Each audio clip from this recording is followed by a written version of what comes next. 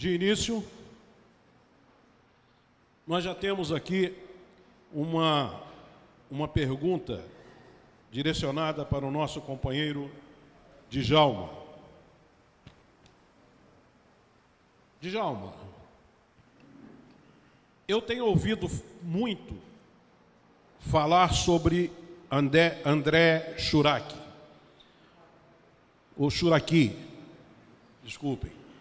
O que você pode nos dizer acerca das interpretações do Evangelho? Essa é a pergunta, mas eu acrescentaria, principalmente a respeito do tema nosso, nas interpretações, especialmente sobre as bem-aventuranças. Bom,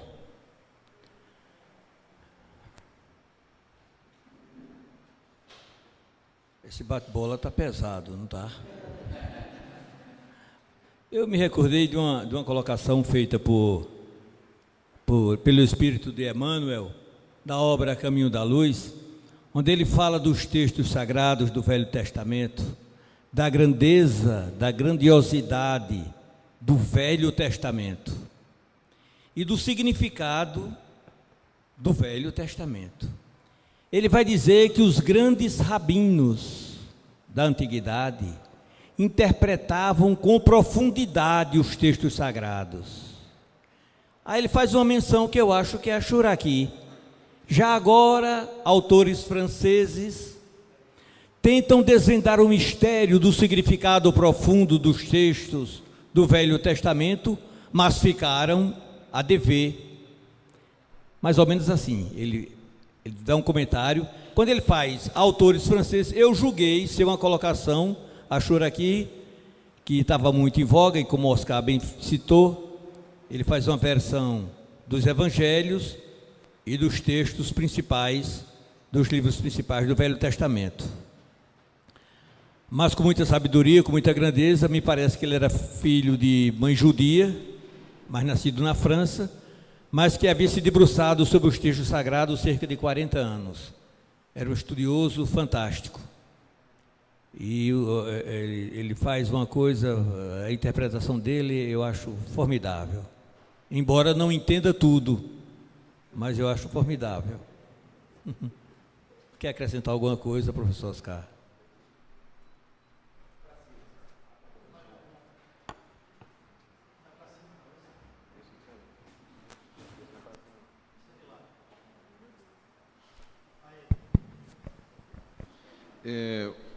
A abordagem de Djalma é interessante, porque esse é um autor claramente judeu, então ele tem uma marca judaica forte na sua tradução, né?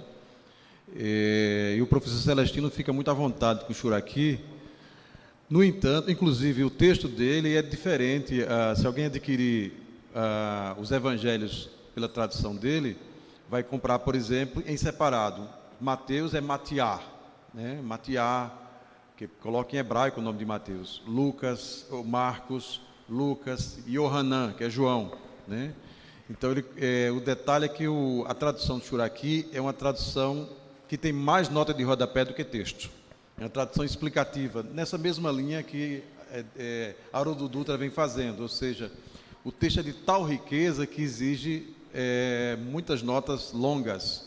E quando ele vai traduzir as bem-aventuranças, ele cria até um candelabro, aquele candelabro judaico, né? E faz uma correlação das 7 velas e cada uma das principais bem-aventuranças, né? Mas tem esse detalhe de ser uma tradução muito judaica. Em alguns momentos eu acho que ele foge à universalidade. Por exemplo, ele tem um outro livro chamado Os Homens e a Bíblia, né? Em língua portuguesa já traduzido.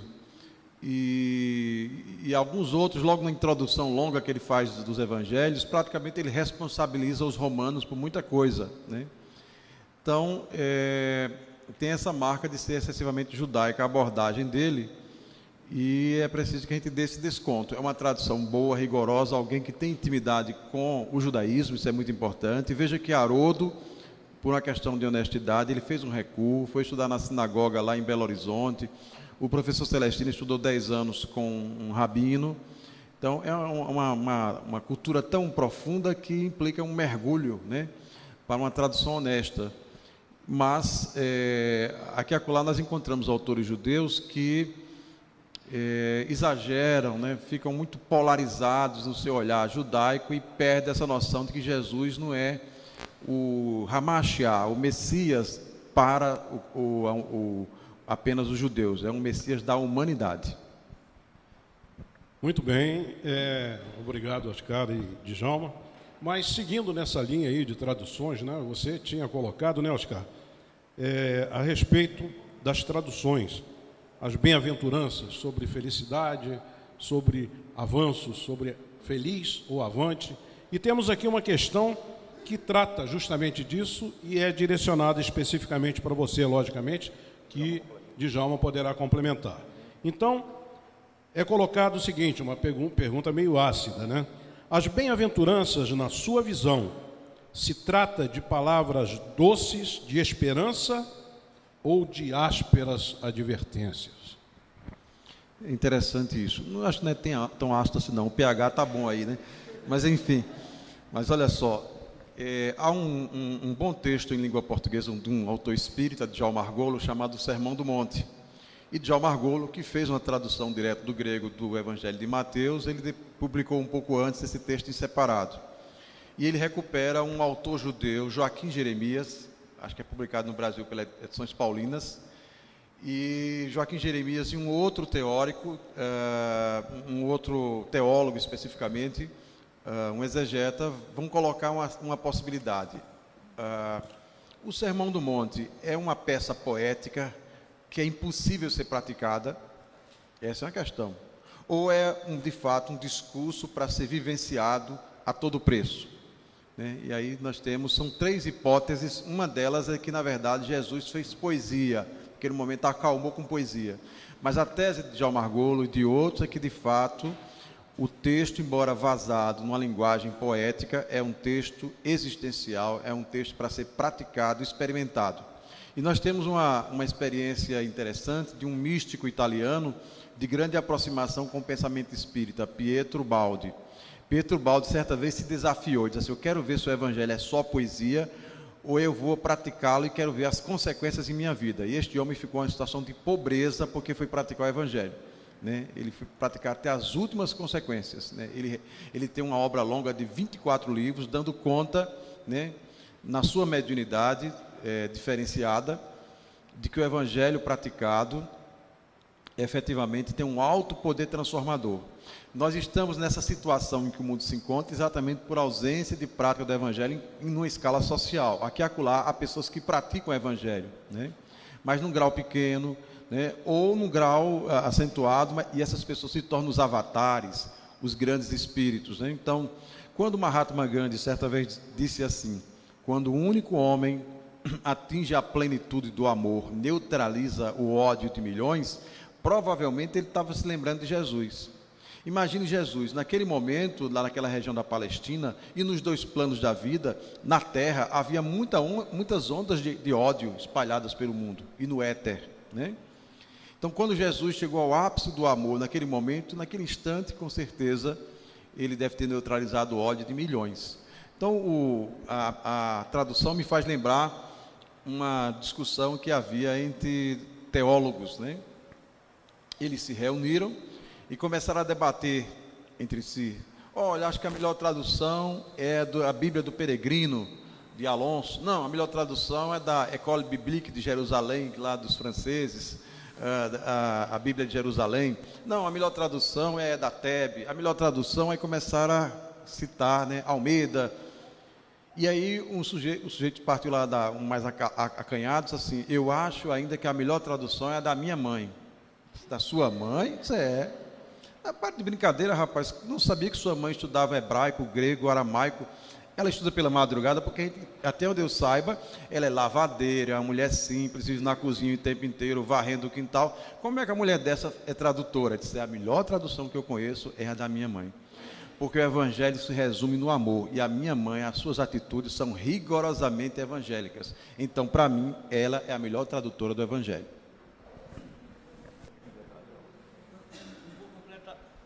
Eu não vou completar nada não, viu, Oscar?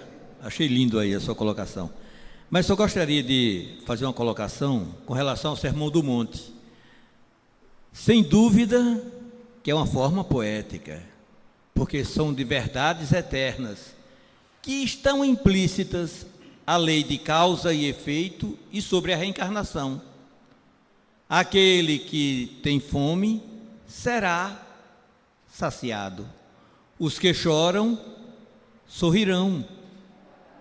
É toda uma lei de causa e efeito implícita, que não é a curto prazo, é a longo prazo, dentro daquilo que Jesus ensina. É necessário nascer de novo. De novo é novamente. Novamente é outra vez. E é o poema que ficará através dos séculos. Céus e terras passarão, mas as minhas palavras permanecerão. Felizes os misericordiosos, felizes os pacificadores, felizes os que choram. Isso é poesia em alto nível, é um coração que abre as suas comportas para um poema paralelo àquele daquela multidão de aflitos, de sofredores, em grau máximo, que ele abre definitivamente e disse: vinde a mim, todos vós que estáis sobrecarregados e aflitos. É um coração, o coração do Cristo, que nós não entendemos ainda e demoraremos muito a compreendê-lo, a senti-lo em sua plenitude. Gente, nós temos que concordar que realmente, depois desses esclarecimentos, depois dessas exposições de Oscar e de Djalma, realmente, não só as bem-aventuranças, mas o Evangelho tem um tom poético realmente. Mas vamos seguir, né, Djalma? Uma pergunta a mais para você aqui. Djalma, finalmente, no Sermão do Monte, Jesus desceu ou subiu a elevação? Porque Mateus diz uma coisa, Lucas diz outra, né?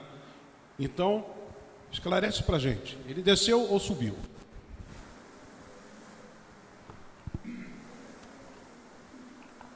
Esse meio de campo está carregado. Bom, o Sermão do Monte ele é conhecido como Sermão do Monte, porque Mateus vai dizer que Jesus subiu ao monte e depois de tendo se assentado, abriu sua boca e ensinou.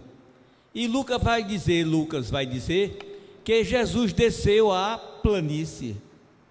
E é conhecido também como o Sermão da Planície. Todos dois são de uma sabedoria incrível, não é? Tem sua significação profunda.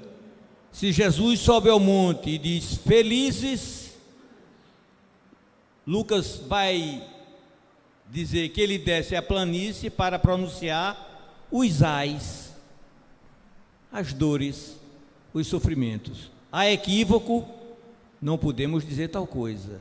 O nosso campo de entendimento está acanhado, porque céus e terras passarão e nós estamos começando. Daqui a 1000 anos, talvez, nós tenhamos uma visão completa, mais abrangente e entendamos profundamente o que o autor quis dizer ao subir e o outro ao descer.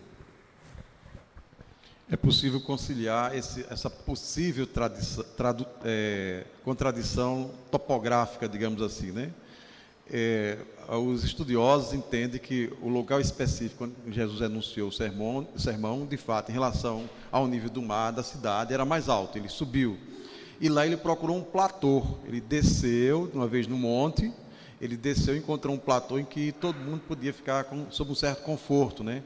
Porque é uma passagem do Evangelho que Jesus diz assim: eu tenho compaixão da multidão. Então Jesus estava preocupado até com o conforto dos seus ouvintes. E naquele tempo nós não tínhamos nenhum recurso eletrônico. Jesus falou para muita gente sem usar amplificador. Então era preciso encontrar um platô né, uma planície, para, enfim, o vento conduzir a sua voz e chegar a todos. Há também aí uma poesia, uma beleza nessa aparente contradição. Isso nos faz lembrar o Espírito Emmanuel, que escreveu uma mensagem assim, intitulada Desce elevando. Desce elevando. Né? Porque diz, não, se é para descer, eu desço piorando. Né? Então, mas você pode descer elevando, é o que Jesus faz. Primeiro, para termos ouvir Jesus, nós precisamos nos elevar. E Jesus, para chegar até nós, ele desce mesmo. Né? Ele respeita a nossa baixa altitude espiritual, a nossa topografia, né? Os nossos acidentes, ele desce até nós para poder ser entendido. É como a prece, quando nós estamos em prece, nós nos elevamos em termos de psiquismo e os espíritos amigos descem o padrão deles. Então é nesse encontro entre a nossa subida e a descida deles que há um ponto comum. Então o Sermão do Monte, de algum modo, é o encontro das descidas e das subidas. Há um detalhe que Djalma recuperou, né, que é a própria prática dos mestres orientais. O mestre oriental, diferentemente de nós aqui, do Ocidente, que o professor fica em pé, os alunos sentados, é ao contrário. O mestre senta e os ouvintes é que ficam de pé, ou sentados, caso queiram. Por isso que diz, assentou-se e abriu a boca. Né? Djalma, alguma coisa a acrescentar? Não. Bem, abrindo espaço aqui para o público, gostaríamos de saber, já temos uma companheira ali, Mônica, né? Mônica, futura integrante do NEP, se Deus quiser. Mônica, por favor, a sua pergunta.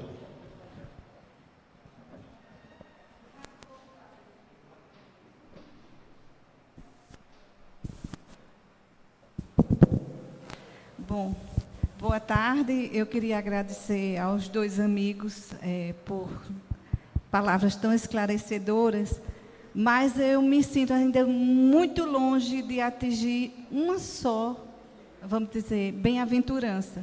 E eu perguntaria, o caminho seria através do meu autoconhecimento ou da caridade ao próximo? Qual seria o caminho? Há uma didática, eu acho que Mônica talvez deseje conhecer a didática, ou seja, um processo de crescimento passo a passo, começando do ponto mais fácil para chegar ao ponto mais difícil. Primeiro, nós temos que fazer um exercício de honestidade. Há uma distância entre a nossa conduta atual e aquela possibilidade quando atingirmos a vivência plena das bem-aventuranças. Então, mas ela é endereçada a nós, né? É uma meta para todos nós. Temos que lembrar o capítulo 17 do Evangelho segundo o Espiritismo, quando Kardec, recuperando a fala de Jesus, diz, sede perfeitos, né? E aí o próprio codificador faz essa didática para todos nós. Ele retoma do Sermão do Monte, especificamente das bem-aventuranças, ele retoma 7 e torna capítulos do Evangelho segundo o Espiritismo. Por exemplo, bem-aventurados os enlutados, a melhor tradução, os enlutados, que as pessoas também traduzem pelos que choram, porque serão consolados, né?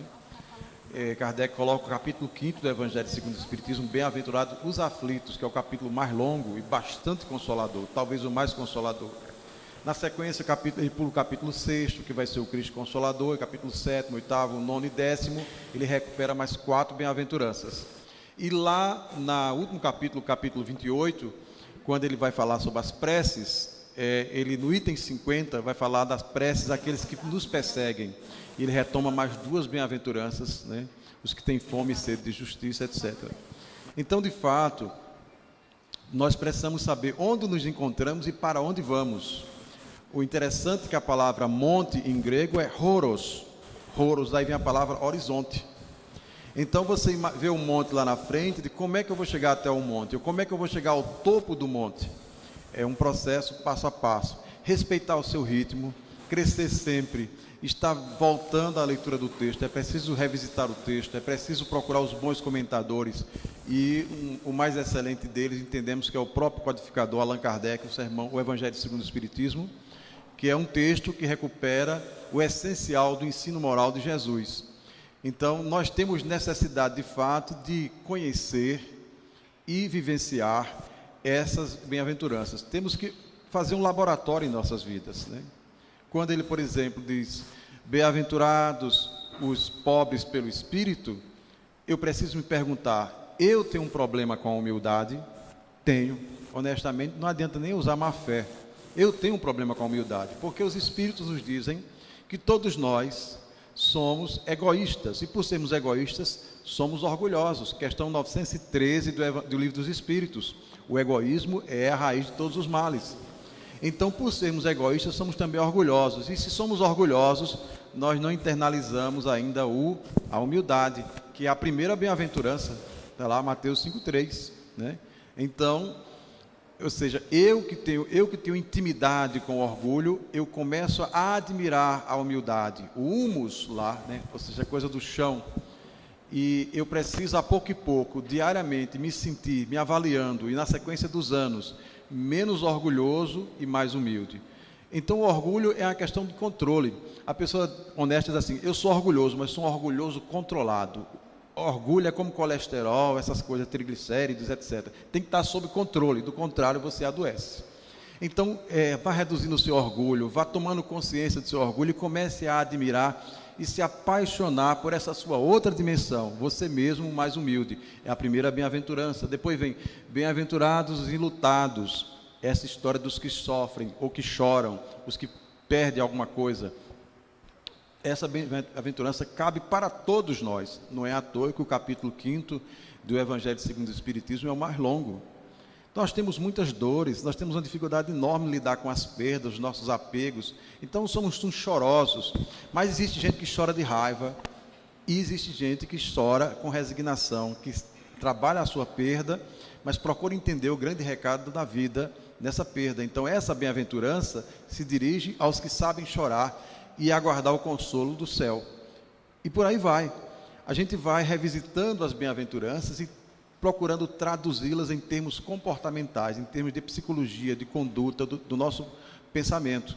E a gente vai se avaliando. O espírita sincero, como coloca Allan Kardec lá no capítulo 17 do Evangelho segundo o Espiritismo, no texto dos bons espíritas, reconhece-se o verdadeiro espírita pela sua transformação moral, pelos esforços que faz para vencer suas más tendências. Então o indivíduo, na sequência dos anos, vai perceber: puxa, essas bem-aventuranças, eu estava tão distante delas, mas agora eu já sinto que pratico um pouco, né? Nem que seja uma nano alguma coisa, uma coisa muito pequena, mas já pratico alguma coisa. É importante cada um sentir funcionando dentro de si mesmo a lei do progresso, porque nós precisamos dessas bem-aventuranças. Jesus, para poder ser expressivo, ele colocou: bem-aventurados que têm fome e sede de justiça, porque serão saciados. Não é qualquer coisa não. Fome e sede diz respeito à conservação. Ou a gente é atendido, né, na água e na comida, ou a gente desencarna. Então a alma também tem fome e sede de justiça. A reencarnação, né, as dificuldades, as dores, são acertos de conta com a própria justiça divina. Então nós temos fome e sede de justiça. Temos fome e sede do Evangelho, porque é isso que vai a pouco e pouco aumentando o nosso quociente de felicidade. Eu me lembrei na fala de Oscar, durante a fala de Oscar, do poder de síntese do Espírito de Emmanuel e as receitas simples que ele nos passa. Ele diz assim: a eletricidade fará luz em teu quarto, mas somente a prática do amor, conforme nos ensinou nosso Senhor Jesus Cristo, fará luz em teu coração. É preciso um mergulho interior e a prática do amor. Muito bem, para encerrarmos essa nossa fase agora, a última fase, né, desse nosso bate-bola, nós temos duas perguntas aqui que gostaria que fossem analisadas e respondidas por Oscar e por Djalma, e que eu vou transformá-las numa só. Vou fazer sequencialmente para nós podermos encerrar as perguntas e depois passarmos para as nossas impressões finais, vamos dizer assim, né? Então, perguntam: é possível fazer uma relação do caminho ascensional das bem-aventuranças com o processo de individuação apresentado por Jung? E que tipo de montanha impede a ética moral na nossa sociedade de uma maneira geral. Oscar, por favor. É perfeitamente possível conciliar essa abordagem de Carl Gustav Jung com Jesus, porque o Evangelho de Jesus, na verdade, é o maior tratado de saúde mental que se tem notícia, saúde integral, que o diga Joana de Ângeles naquela obra que eu citei, Jesus e a Atualidade, que é psicografada por Divaldo Pereira Franco, que é a obra inaugural da chamada série psicológica, uma obrinha no sentido físico, né, que são só 20 capítulos, é um texto enxutinho, mas é um grande texto de psicologia. São 20 possibilidades que Joana coloca para todos nós, além do próprio prefácio. A proposta de Carl Gustav Jung é que nós nascemos imersos numa generalidade, né?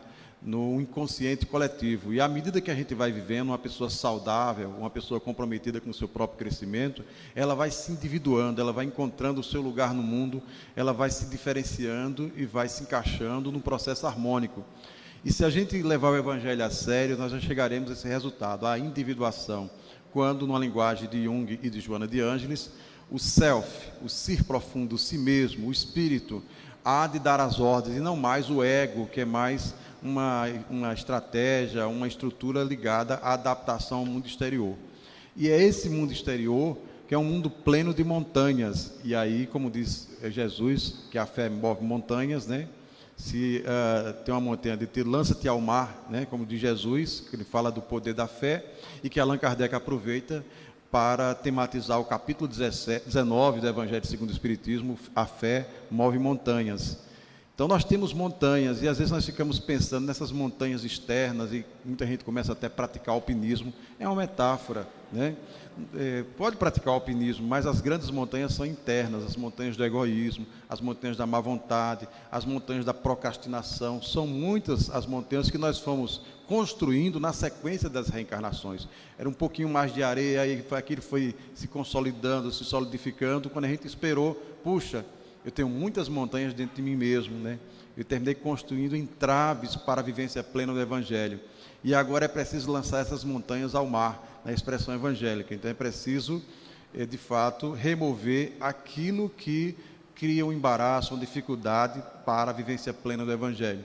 Então é perfeitamente possível conciliar um projeto de individuação psicológica, numa abordagem junguiana, com um projeto de assimilação, de internalização da mensagem evangélica do Sermão do Monte. Quando ele fez a pergunta, eu disse: misericórdia, tomara que não venha para mim. E foi para o nosso irmão Oscar. Mas eu gostaria de acrescentar: para atingirmos muitas vezes as montanhas e os montes, atravessamos pontes. E os Espíritos nos dizem: entre o homem e Deus existe uma ponte chamada Nosso Senhor Jesus Cristo. Entre o homem e Nosso Senhor Jesus Cristo existe uma ponte chamada o próximo. Era só isso. Só isso que diz muita coisa, né, Djalma? Gente, estamos chegando ao final. Nós gostaríamos a impressão sobre não individualmente sobre Oscar e sobre Djalma, mas sobre o nosso encontro, a gente já tem formada. Nós gostaríamos de, nesses comentários finais que abrimos aí para Oscar e para Djalma, que eles também deixassem as suas impressões, e desde já vai aqui os agradecimentos da Associação Municipal de Espiritismo, o agradecimento especial do Núcleo de Estudo e Pesquisa do Evangelho, esse núcleo ainda em formação, que temos certeza que crescerá bastante ainda. Agradecimento a todos que aqui compareceram. Pedimos que façam seus comentários, deixando aquela mensagem que com certeza calará fundo em todos nós. Podem, quem quer começar? Oscar. Bem, eu gostaria de parabenizar essa ideia fantástica. E, sem sombra de dúvida, eu acredito naquilo que Emmanuel nos diz: toda ideia meritória, ela nasce no coração do Cristo. Alguém intui e põe em prática. Eu acho que a ideia do NEP é uma dessas ideias que nasceram lá no coração do Cristo. E um dia de domingo, todos nós aqui estamos aprendendo, não é? Mas me lembrei daquela fala do Cristo, quando nos diz: nisso todos conhecereis que sois meus discípulos, se vos amardes uns aos outros. Nós temos uma necessidade imensa da prática desses conceitos. E como nos diz Haroldo Dutra, todos nós sentimos uma saudade imensa de nosso Senhor Jesus Cristo. Parabéns pelo evento.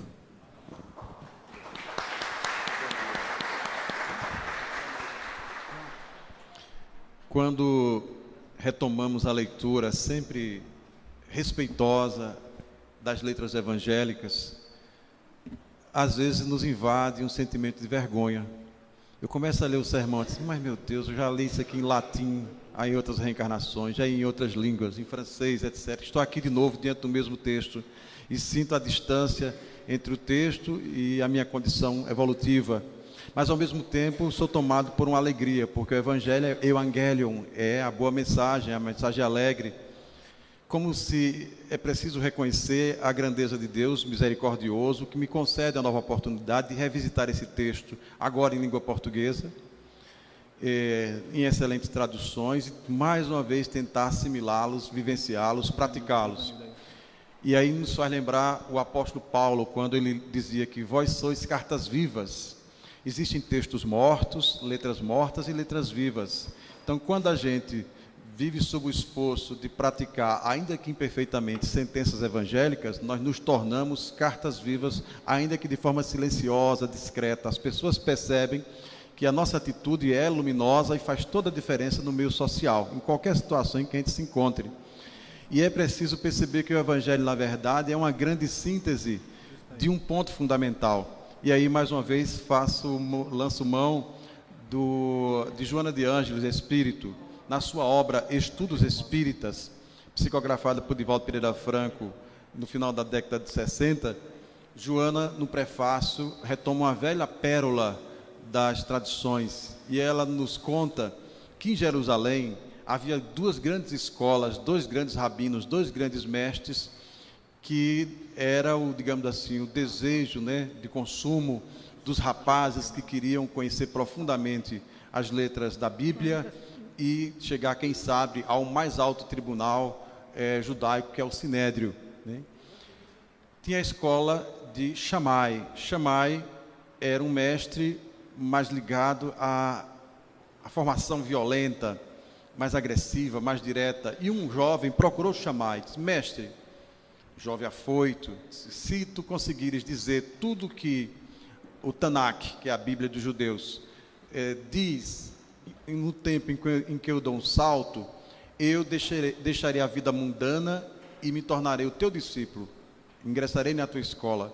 Shammai percebeu que aquela coisa era impraticável. Como é que ele poderia dizer 39 livros, que é o Tanakh, em apenas um instante, o átimo de alguém dá um salto? Ele disse: não, sinto muito, é impossível. Se você quiser se tornar meu discípulo, vai ter que frequentar muitos anos a minha escola, não há outra possibilidade.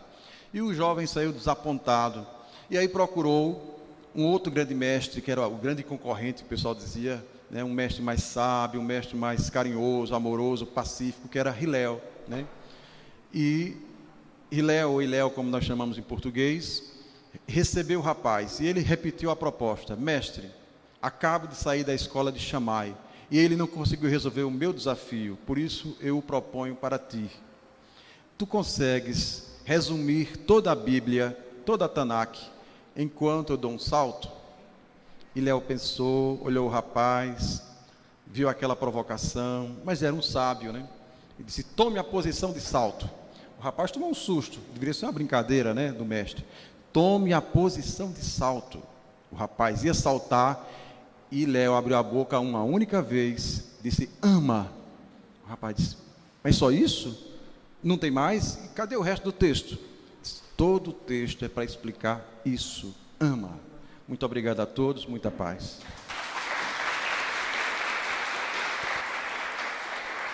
Mais uma vez, profundamente agradecidos aí pela colaboração de Oscar e de Djalma.